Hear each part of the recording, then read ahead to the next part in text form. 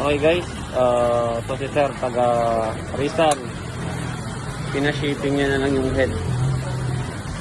So ito yung head ng NMAX niya. Lalagyan natin ngayon ng NMAX na 80 watts. So ganito yan. Pagkatapos maluto,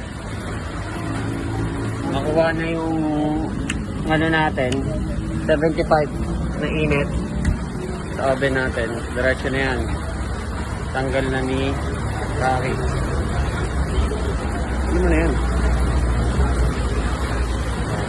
Sapat. So, si sir, dineliver niya, pinadeliver na lang lala move yung head para ma-testing. Mapalagay yung kanyang PCB board. So, sa mga customer natin na gusto mag PCB board, pwede pong ipaship yung head. Ano?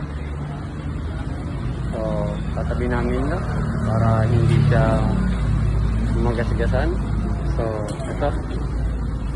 Tayo sa kabila. Kung paano ginagawa. So, make sure yung kabilang side may lock yan. Pati lang namin yung kabilang. Okay. Plug and play lang gagawin namin itong plug and play.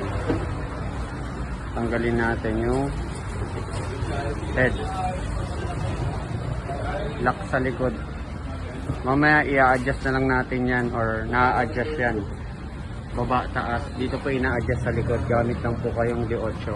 Once na nakakabit na sa unit, pwede yung i-adjust, tingala sa kababa. So ito nga pala ilalagay namin. Kay Sir Marlon Ramos Cruz, naka-reserve to sa kanya.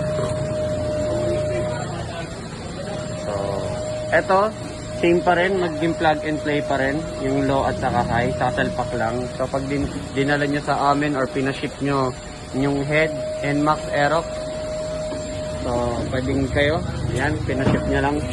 Mamaya, papakita namin. Kakabit muna po namin. Yan.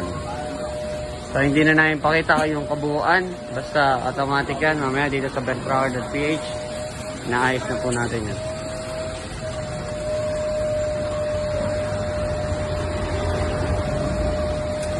Yan, tinatanggal na yung board.